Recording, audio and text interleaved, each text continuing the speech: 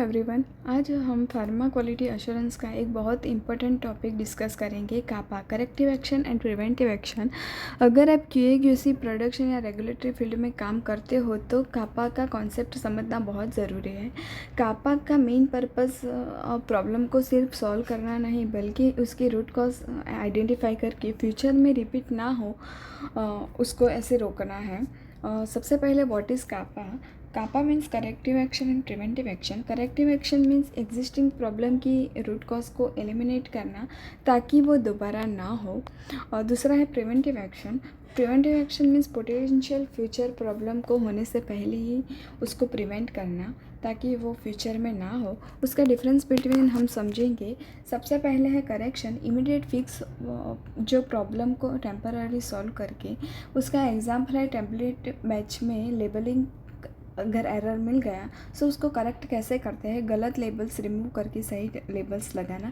दूसरा है corrective action, root cause identify करके रीअकरेंस रोकना।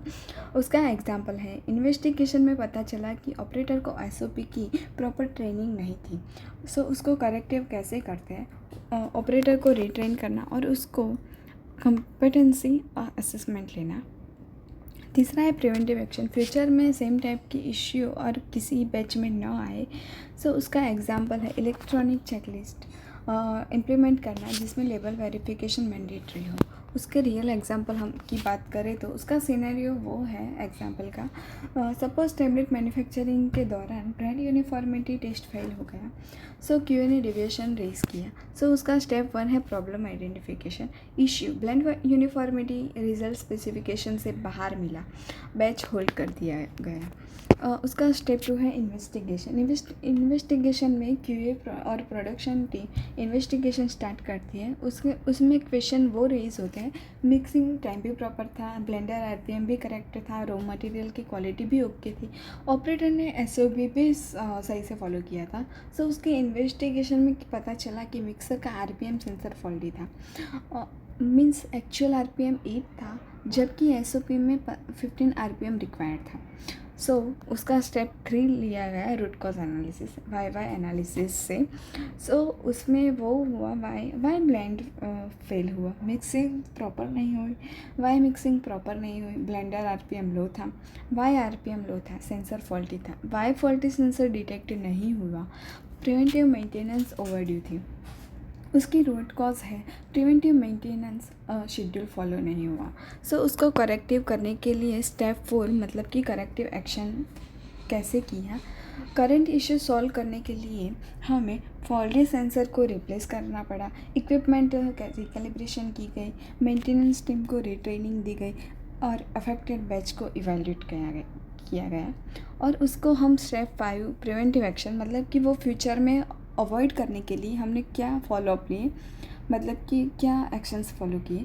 पीएम शेड्यूल सॉफ्टवेयर में ऑटोमेटेड रिमाइंडर डाल दिया, monthly equipment health review, critical sensor की पीरियोडिक वेरिफिकेशन, मेंटेनेंस की चेकलिस्ट अपडेट की गई। ये एक्शन फ्यूचर में सेम डेविएशन को प्रिवेंट करेगा।